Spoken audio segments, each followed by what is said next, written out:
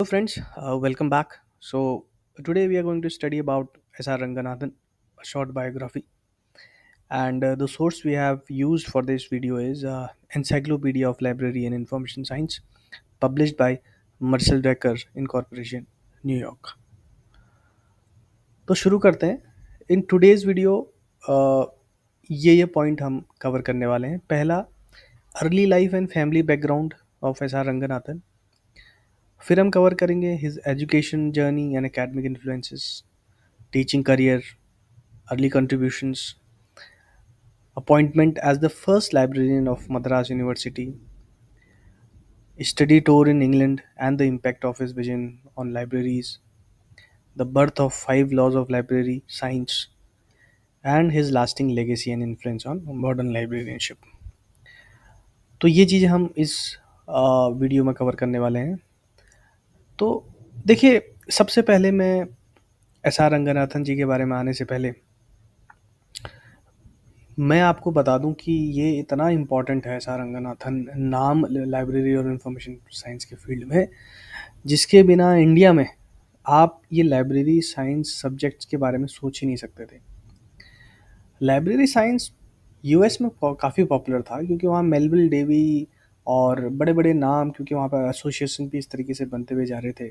और चाहे यूके में ले लो और चाहे आप फ्रांस में ले लो, तो यहाँ लाइब्रेरीज़ की वैल्यू वो बहुत जल्दी समझ गए थे.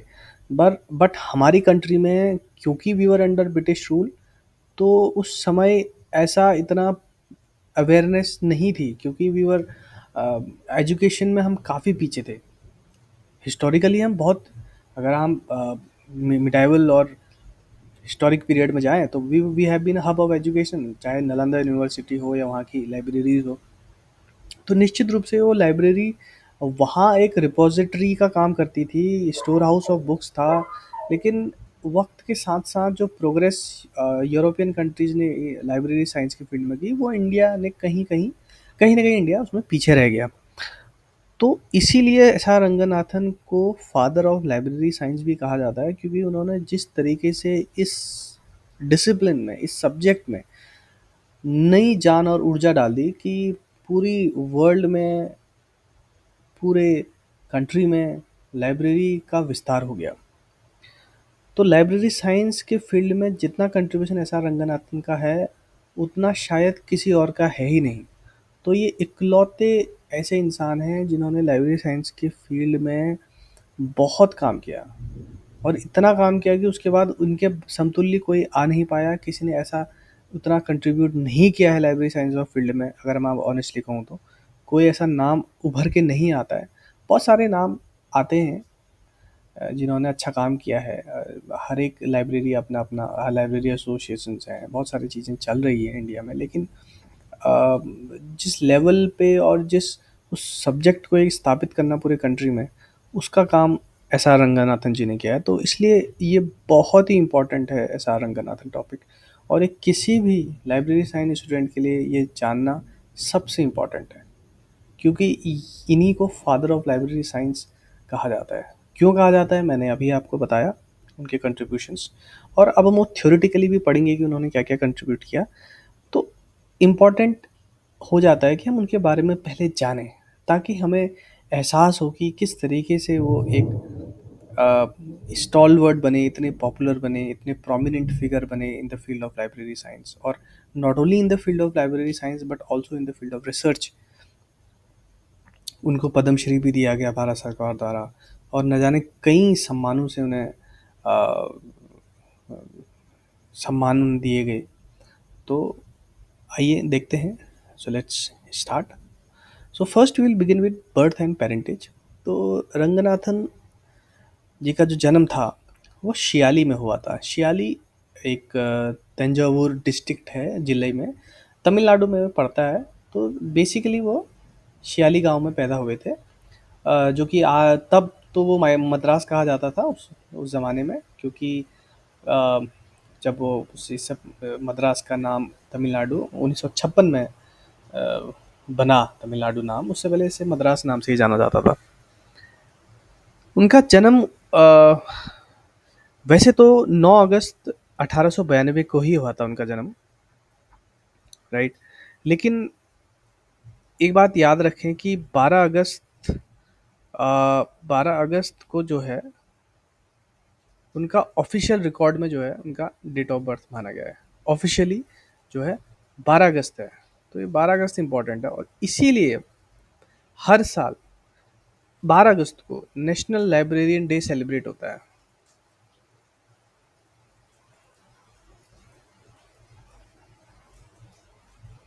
ठीक है। तो ये जो नेशनल लाइब्रेरियन डे है, ये इन्हीं के नाम पे मनाया जाता है 12 अगस्त को। अक्सर ये पूछा भी जाता है एग्जाम में। उनके फादर का नाम राम अमृत अय्यर था, और वो भी तंजावुर डिस्ट्रिक्ट के ही थे, और वो एक लैंडलॉर्ड थे, एक जमींदार थे। उनकी माता का नाम सीता लक्ष्मी था, और वो बहुत ही सरल स्वभाव की महिला रही। लेकिन दुर्भाग्य से जो राम मित्र अय्यर जी का देहांत हो गया बहुत ही कम उम्र में, 30 साल की उम्र में बीमारी के कारण इनका निधन हो गया।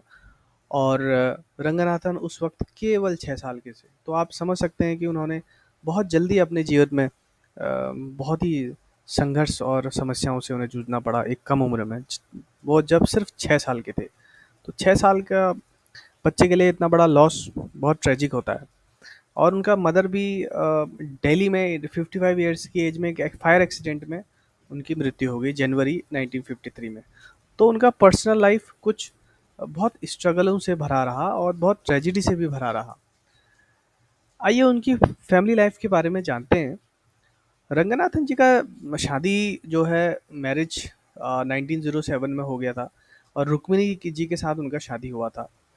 और 1907 में जब वो सिर्फ 15 साल के थे।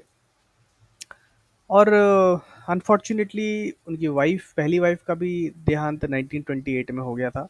वो भी एक्सीडेंट की वजह से ही हुआ था। और उनसे कोई बच्चे नहीं थे उनके। तो रंगनाथन जी ने दोबारा शादी 1929 में शारदा जी से की, और दिसंबर 1929 में उनकी शादी हुई। और उसके बाद उनके एक बेटा भी हुआ जिसका नाम अ, अ, श्री आर योगेश्वर है, और वो 1932 में पैदा हुए। तो वो इंजीनियर हैं पेस्ट प्रोफेशन से, और उनके भी दो बेटे और एक बेटी है, और वो अब लग्जमबर्ग में रहते हैं। तो ये जस्ट आपकी नॉलेज के लिए कि उनका परिवार जो है, उनके आगे जो लीनिएज है, जो आगे उनकी पीढ़ियाँ हैं, वो कहाँ रह रही है, तो वो लक्समबर्ग में रहते हैं। तो रंगनाथन के बारे में कहा जाता है कि वो सिंपल टेस्ट का खाना पसंद करते थे, और वो फालतू पैसा वेस्टेज में बिलीव नहीं करते थे। अननेसेसरी वेस्ट ऑफ मनी और एनर्जी पर विश्वास नहीं रखते थे। और वो अच्छे लोगों के प्रति काफ़ी सिंपैथेटिक भी थे। और वो इंटेलिजेंट स्टूडेंट्स को काफ़ी इनक्रेज करते थे, और उनको गाइड भी करते थे कि वो अपने गोल्स और अचीवमेंट को अचीव करें। तो ये रंगनाथन जी के बारे में हमने थोड़ा जाना। रंगनाथन जी के अर्ली एजुकेशन उन्होंने कहाँ से शुरुआत करी, उसके बारे में भी आपको जानकारी देते हैं कि उन्होंने जो है, विजयदशमी का वो दिन था जिस दिन उन्होंने अपनी पढ़ाई शुरू की, शुरुआत करी 1897 अक्टूबर में। और ये भी सियाली में ही उन्होंने शुरुआत करी अपनी पढ़ाई की। और उनका जो केयर जो कर रहे थे, क्योंकि उनके फादर तो एक्सपायर हो चुके थे, तो वो उनका जो केयर करने वाले व्यक्ति का नाम है सुबा अय्यर, और वो एक प्राइमरी स्कूल टीचर रही। तो उन्होंने जो है उनकी जो है देख रेख में सियाली में अपना पढ़ाई शुरुआत की। तो आइए देखते हैं अब तक आपने कितना आपको याद है। जो ये क्वेश्चन ये है कि ये मैंने इनफैक्ट बताया नहीं था, लेकिन अगर आप मेरी पिछली स्लाइड देखेंगे तो उसके बेसिस पे मैंने ये क्वेश्चन बनाया कि what was the main crop grown on Ram Amrit Ayyar land. तो मैंने बोला था कि राम अय्यर जो थे वो लैंडलॉर्ड थे। ठीक है। तो लैंडलॉर्ड थे, तो वो जो है पैडी उगाते थे। ठीक है, धान की खेती वो बहुत ज़्यादा करते थे। तो इसका जवाब है पैडी। तो उम्मीद है आपको मज़ा आ रहा होगा इस वीडियो में, और आपको बहुत कुछ सीखने को भी मिल रहा होगा। चलिए आगे बढ़ते हैं। इन्फ्लुएंशियल स्कूल टीचर्स, तो किन शिक्षकों ने स्कूल के उन्होंने उन्हें बहुत ज़्यादा प्रभावित किया और उनके जीवन में प्रभाव डाला। तो उसमें उनका नाम जैसे आर अंतराम अय्यर हो गया, और थिरु वेंकटाचार्यार हो गया, ये संस्कृत के टीचर थे, तो इनका भी नाम है। और उन्होंने जो है बहुत कुछ सीखा। जैसे नया नर जो शैवाइट होते हैं, भगवान लॉर्ड शिव के जो पुजारी होते हैं, उनको नया नर बोलते हैं। अलवर जो होते हैं वो वैष्णवाइट्स इनको भी बोलते हैं, जो लॉर्ड विष्णु के फॉलोअर्स होते हैं। तो उनके उनकी टीचिंग्स में भी इनके जीवन में काफ़ी प्रभाव पड़ा। तो उसी के वजह से उन्हीं नयानर और अलवर की वजह से इनका जो है अंडरस्टैंडिंग ऑफ लाइफ जो है ना, जो सबसे इम्पोर्टेंट है किसी भी हम हमारे लिए भी सबसे इम्पोर्टेंट ही लाइफ में ये रहता है कि आप समझो लाइफ के बारे में। और जितना डीप आपकी अंडरस्टैंडिंग होगी उतना ही आप जो है प्रोग्रेस भी करेंगे लाइफ में, और उतना ही आपकी लाइफ एक मीनिंगफुल भी रहेगी। तो इसका भी उनके जीवन में प्रभाव पड़ा। तो इसी पे बेस्ड एक क्वेश्चन भी आइए देखते हैं। क्वेश्चन है, who was one of the teachers that inspired S R Ranganathan during his school years. तो पहला नाम राम रीता अय्यर, जो कि इनके फादर थे, वो तो हो नहीं सकता। आर अंथरामा अय्यर, जी हाँ बिल्कुल सही, ये बिल्कुल नाम सही है। सुबा अय्यर, अभी हमने डिस्कस ही किया था कि सुबा अय्यर इनके जो है केयर टेकर रहे हैं, जो प्राइमरी के टीचर थे। और कृष्ण स्वामी अय्यर जो है वो भी आंसर नहीं है, तो इसमें यहाँ पर आर अंतरामी यही इसका आंसर होगा। तो चलिए आगे बढ़ते हैं। हाई स्कूल के दिनों की बात हम करते हैं। तो उन्होंने क्या करा था, उनके स्कूल का नाम था SM Hindu high school, Shiyali में ही था ये स्कूल। और उन्होंने 1908-1909 में अपना मेट्रिकुलेशन का एग्ज़ाम पास किया फर्स्ट क्लास में। और सबसे इंटरेस्टिंग बात यह है कि वो उनके उनके हेल्थ इश्यूज थे, वो बीमार थे। इसके बावजूद उन्होंने 1908-1909 में फर्स्ट क्लास पास होना कोई आज की दिनों की तरह एक 80% लाना या 70% लाना एक बहुत आसान और आम बात है, लेकिन उस ज़माने में फर्स्ट क्लास लाना बहुत ही मुश्किल काम होता था। और बीमारियां उन्हें कितनी भयानक, देखिए एनीमिया की बीमारी थी उन्हें, पाइल्स की बीमारी थी, स्टैमरिंग थी, हकलाते थे वो। तो अब इतनी भयानक बीमारी होने के बाद भी कोई व्यक्ति पहला आ रहा है, तो वो उसके कितना दृढ़ निश्चयी और कितना कर्मठ वो व्यक्ति रहा होगा, इसके बारे में आप अनुमान लगा सकते हैं। कहा जाता है कि वो पी एस सुब्रमण्यम अय्यर, जो उनसे भी बहुत प्रभावित थे, वो अरबिंदो के स्कॉलर थे, शिष्य थे, तो उनसे भी बहुत प्रभावित रहे हो। तो ये उनके हाई स्कूल के दिनों की बात है। तो उम्मीद है कि आपने काफ़ी कुछ इसमें जो है नई चीज़ें सीखी होंगी। चलिए एक प्रश्न को सॉल्व करते हैं। मैं चाहूँगा कि आप सब इस क्वेश्चन का जवाब कमेंट सेक्शन में आप लिखिए, मैं इसका जवाब नहीं दूंगा। क्वेश्चन मैं पढ़ देता हूँ आपके लिए। Which high school did S R Ranganathan attend. तो कौन सा हाई स्कूल उन्होंने अटेंड किया, या आप मुझे बताइएगा कमेंट सेक्शन में। और मैं देखता हूँ कि आप लोग कितना इस वीडियो को देख रहे हैं और इसका बेनिफिट उठा रहे हैं। कॉलेज एडमिशन की बात करें तो उनका एडमिशन हुआ था मद्रास क्रिश्चियन कॉलेज 1909 मार्च को। तो ये मद्रास क्रिश्चियन कॉलेज में उन्होंने जो है अपनी जूनियर इंटरमीडिएट क्लास शुरू करी थी। उस ज़माने में यही होता था एकेडमिक प्रोग्रेस। और उनका एडमिशन हुआ था एक्सेलेंट परफॉर्मेंस के बेसिस पे, क्योंकि वहाँ पे हर किसी को कॉलेज में एडमिशन नहीं मिलता था। आपको शायद मालूम होगा 1909 में हम ब्रिटिशर्स के अंडर थे, तो एजुकेशन कोई आसान बात नहीं थी। हर कोई अच्छे कॉलेज में एडमिट नहीं होता था, उसके लिए आपको अपनी काबिलियत प्रूफ करनी होती थी। और इंटरेस्टिंगली आप यहाँ पर देख सकते हैं कि उनको पर्सनली सिलेक्ट किया था प्रिंसिपल प्रोफेसर स्किनर ने from a crowd of applicants. तो लगभग कहा जाता है कि बहुत सारे एप्लीकेंट थे, उसमें से सिर्फ एक बंदे को इन्होंने जो है लेना था, और वो एक बंदा जो था एस आर रंगनाथन जी थे। तो ये उनके बारे में बतलाता है कि वो बहुत ही एकेडमिकली ब्रिलियंट थे, और इसीलिए उनका सिलेक्शन जो है मद्रास क्रिश्चियन कॉलेज में हुआ। तो एक और क्वेश्चन है आपके लिए, इसको आप कमेंट सेक्शन में ज़रूर बताइएगा। Who personally selected Ranganathan for admission to the college. अगर आप मेरा वीडियो देख रहे हैं और ध्यान से सुन रहे हैं तो इसका जवाब आपके लिए कोई बड़ी बात नहीं है, लेकिन फिर भी मैं चाहूँगा आप अपने इनपुट कमेंट सेक्शन में ज़रूर दें। फिर उन्होंने अंडर ग्रेजुएट और पोस्ट ग्रेजुएट स्टडीज़ के लिए वो उन्होंने क्या किया उसके बारे में भी हम जानते हैं। तो उन्होंने बीए जो था कंप्लीट कर दिया क्रिश्चियन कॉलेज से, अभी आपने देखा फर्स्ट क्लास में उन्होंने पास किया। उसके बाद उन्होंने एमए किया मैथमेटिक्स में जून 1913 में। और ये बैचलर ऑफ आर्ट्स और बैचलर एमए आर्ट्स, ये इसको आप एमएससी और बीएससी से मत कंपेयर करना, क्योंकि ये उससे भी बेहतर डिग्री मानी जाती थी। उस ज़माने में ऐसा होता नहीं था। तो एमए मैथमेटिक्स भी होता था और बहुत ही मुश्किल सब्जेक्ट माना जाता था ये। तो उस समय में फर्स्ट क्लास पास करना, ये अपने आप में काफ़ी बहुत बड़ी अचीवमेंट है। तो उनके मेंटर, ये क्वेश्चन अक्सर आता भी है, और आपको पता भी होना चाहिए कि उनके जो मेंटर थे, उनका नाम था, उनके गुरु जो थे, गुरु शिष्य उनका बॉन्ड रिश्ता रहा है उनसे, उनका नाम था एडवर्ड बी रॉस। तो ये अक्सर आ जाता है कि उनके गुरु का नाम क्या था, तो ये एडवर्ड बी रॉस। ठीक है, उन्होंने जो किताबें भी लिखी हुई हैं, आगे जाके मैं पढ़ाऊंगा उस चीज़ को भी। फर्स्ट लॉ लाइब्रेरी साइंस जो उन्होंने जो बुक लिखी थी, लॉज ऑफ लाइब्रेरी साइंस में, तो उसमें उन्होंने साफ मेंशन किया हुआ है अपने प्रीफेस में, उनके बारे में ज़रूर लिखा गया है। तो वो उनसे बहुत प्रभावित थे। 1916 में उन्होंने मास्टर्स कंप्लीट करी।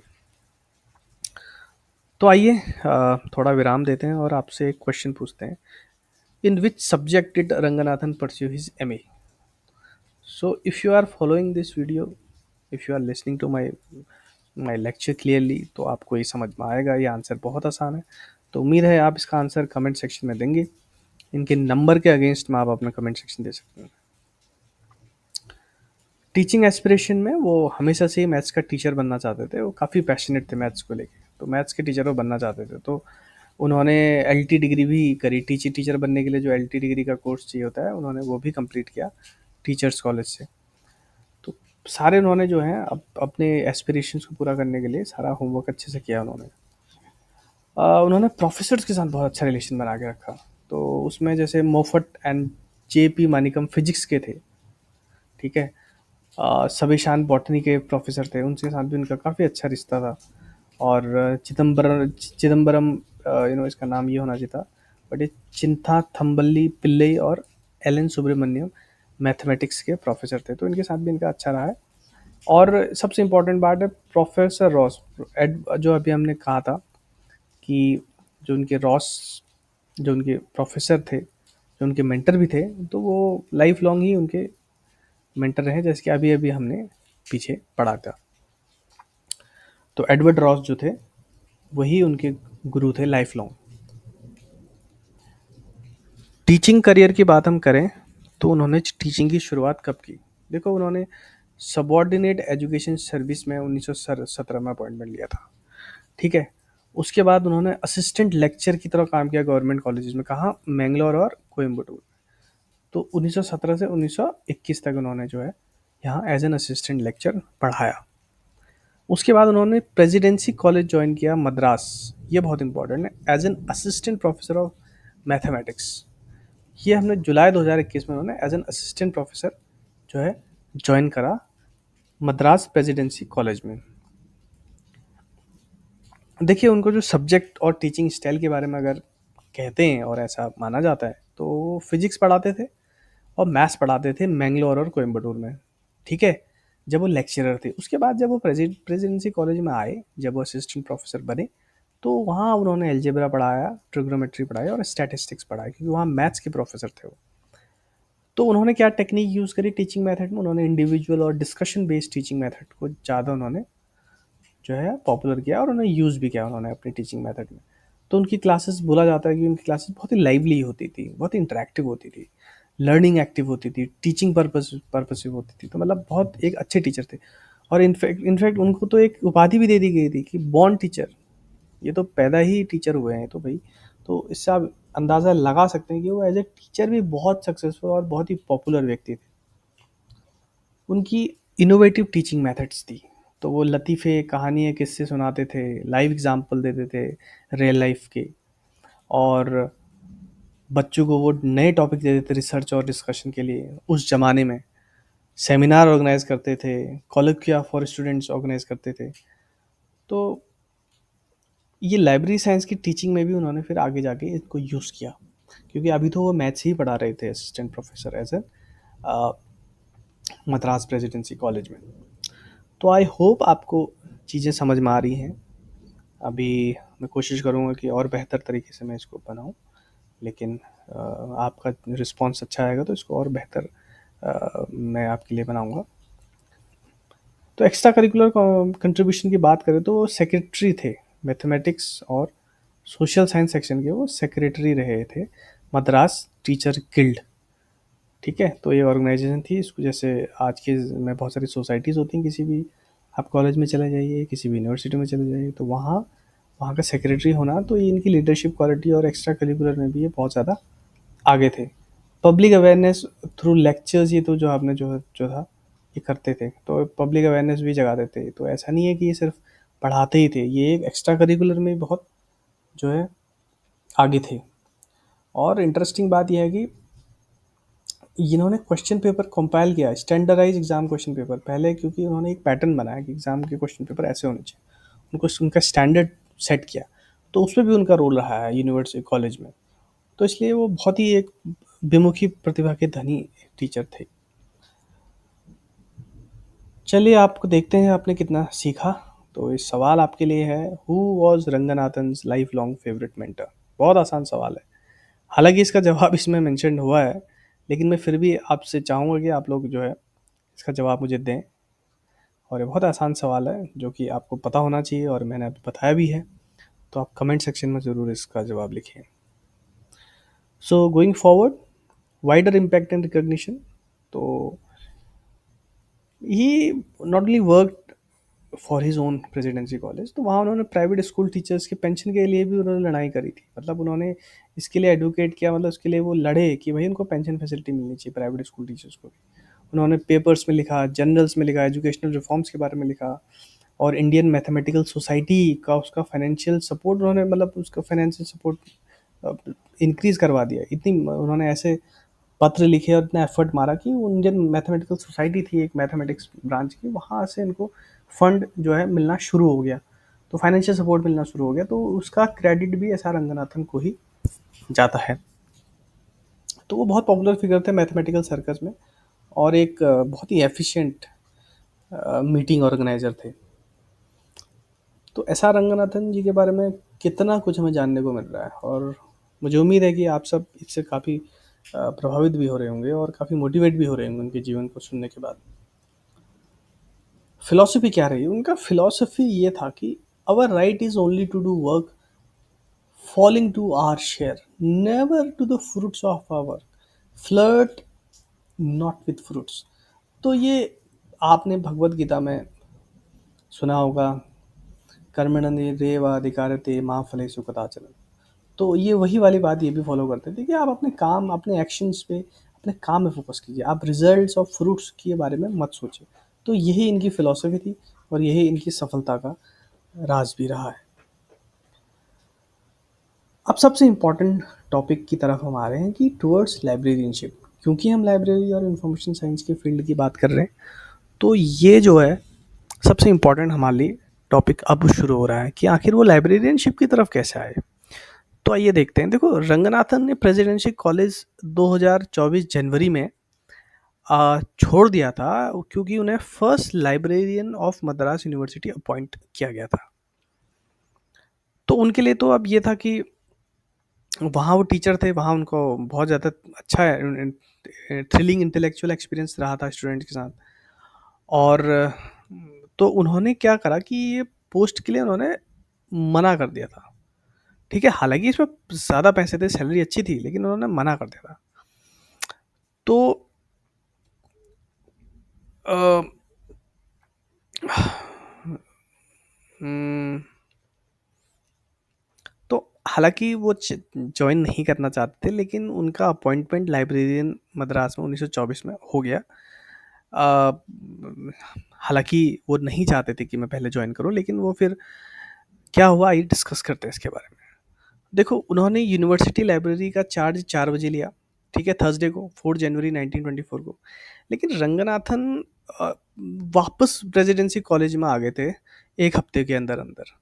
तो और प्रिंसिपल से उन्होंने भाई विनती करी कि भैया मुझे वापस ले आओ, मेरे से वो अकेलापन झेला नहीं जा रहा, और वहाँ कोई इंसान ही नहीं है, वहाँ केवल स्टाफ के अलावा कोई इंसान ही नहीं है भाई वहाँ। तो भैया ये क्या बात हुई, मैं तो वहाँ मज़े में था, बच्चों के साथ था, मज़ा आ रहा था उनको। अब देखिए, अब ये कहाँ एक तरीके से कैद खाने में मुझे ला के रख दिया, और ये बहुत डिफरेंट है कॉलेज के लाइफ से। तो प्रिंसिपल जो थे ना उस टाइम पर वहाँ के, वो थे मिस डंकन। तो उन्होंने उसको शांत करने के लिए कहा, देखो अगर आप बोर्ड हैं तो ये निर्णय आप जो है इंग्लैंड से आने के बाद भी ले सकते हैं। तो उन्होंने बोला कि ये अगर आप इंग्लैंड जाइए वहाँ आप ट्रेनिंग लीजिए। अगर आपको वहाँ अच्छा ना लगे तो आपकी जो सीट है वो हम परमानेंटली फिल्ड नहीं होगी जब तक आप वापस नहीं आए। तो ये जो चीज़ें मैं बोल रहा हूँ, ये एक एस.आर. रंगनाथन की बायोग्राफी या लाइब्रेरियन लुक्स बैक, ठीक है, हेराल्ड और लाइब्रेरी साइंस ने पब्लिश हुई थी। तो ये जो है उसमें ऐसा मेंशन किया हुआ है उन्होंने। तो ऐसे उन्होंने लाइब्रेरियन ऐसे रिलक्टेंट हो गए, मतलब वो चाहते नहीं थे, उन्होंने ले लिया। तो उसके बाद फिर उसके बाद क्या हुआ, वो इंग्लैंड चले गए सितंबर में। तो जब वो इंग्लैंड गए, राइट, तो इंग्लैंड वो गए 1924 में, राइट। तो 1924 में वो इंग्लैंड गए और वहाँ से वो जुलाई 1925 में रिटर्न हो गया है। तो मतलब एक तरीके से 9 महीने का स्टडी कम ऑब्जर्वेशन टूर उनका जो था वहाँ का था। तो इंग्लैंड में उन्होंने क्या किया, इंग्लैंड में रंगनाथन जो था डब्ल्यू.सी.बी. सेयर्स के क्लोज कांटेक्ट में आए। डब्ल्यू.सी. सेयर्स बहुत बड़ा नाम थे इंग्लैंड में, वो वहाँ के चीफ लाइब्रेरियन थे कॉर्डन पब्लिक लाइब्रेरी के। क्रॉयडन पब्लिक लाइब्रेरी के वो चीफ लाइब्रेरियन थे और लेक्चरर थे। कहाँ पे, यूनिवर्सिटी ऑफ लाइब्रेरियनशिप लंदन में। तो उनकी ही गाइडेंस में रंगनाथन ने बहुत सारी लाइब्रेरी वहाँ विजिट करी और उसने देखा कि लाइब्रेरी जो है कैसे वहाँ पर कम्युनिटी रीडिंग सेंटर्स की तरह काम कर रही हैं। तो उसने ये देखा कि लाइब्रेरी वहाँ बहुत सारे सेक्शंस ऑफ लोगों को सर्विस प्रोवाइड कर रही है, जैसे बच्चे हो गया, वर्किंग क्लास हो गया, वुमेन हो गया, और बाकी भी ग्रुप्स थे वहाँ पे। सो उसके उनके दिमाग में यहाँ से बहुत गहरा छाप पड़ा इस घटना से। अगर वो वहाँ नहीं गए होते तो उन्हें कभी समझ में नहीं आता कि लाइब्रेरियन क्या चीज़ होती है, लाइब्रेरियनशिप और लाइब्रेरी कितनी इंपॉर्टेंट है, उन्हें कभी समझ में नहीं आता। तो उनके दिमाग में एक परमानेंट छाप छोड़ गई। तो उन्होंने उनके दिमाग में फिर एक सोशल मिशन दिमाग में आया कि उन्होंने बोला कि यार जो है मुझे भी लाइब्रेरी प्रोफेशन को ऐसी जो है इंडिया में भी करना है। तो हालांकि जो ये है, ये बात 1931 में सर पी.एस. शिवस्वामी अय्यर ने जो है अ, अपने forward to Ranganathan 5 laws of library science के पेज नंबर 32 में जो है वहाँ पर मेंशन्ड है। तो वहाँ से ये चीज़ें ली गई। तो उन्होंने ये बात बताई कि ऐसा हुआ। तो ये किस तरीके से, वहाँ जब वो लंदन गए, वहाँ उन्होंने देखा कि वहाँ पब्लिक लाइब्रेरीज हैं, वहाँ लाइब्रेरी की सर्विस कितनी बेहतर है, और वहाँ तो इंडिया में तो कुछ भी नहीं था ऐसा। तो उन्होंने लगा यार ये तो सोशल सर्विस है, इससे अच्छा काम क्या हो सकता है। आप समाज को एक अलग ही दिशा में ले जा रहे हो। तो उनके दिमाग में यहीं से ही क्लिक कर गई। और फिर तो क्या था, फिर तो बाकी इतिहास, रेस्ट इज हिस्ट्री। और फिर आपको पता ही है कि रंगनाथन जी ने फिर क्या किया। चलिए, उम्मीद है कि आपको ये जो मेरा लेक्चर था, जो वीडियो था, उससे बहुत कुछ सीखने को मिला होगा। तो आपसे 2 सवाल मैं फिर पूछता हूँ। पहला सवाल है कि who was the chief librarian of Croydon public library who guided Ranganathan in England. बहुत आसान सवाल है, अभी अभी मैंने पढ़ाया। अपने जवाब कमेंट सेक्शन में ज़रूर लिखें। दूसरा question, who was the principal of Presidency College when Ranganathan returned. तो इसका जवाब भी मैंने आपको बताया। तो those of you who are paying attention और अच्छे से इस वीडियो को देख रहे हैं, नोट्स बना रहे हैं, they will be benefiting out of this video. तो अभी के लिए मैं यहीं पर ही रुकता हूँ। मैं ये वीडियो नेक्स्ट पार्ट में कंटिन्यू करूँगा। Thank you.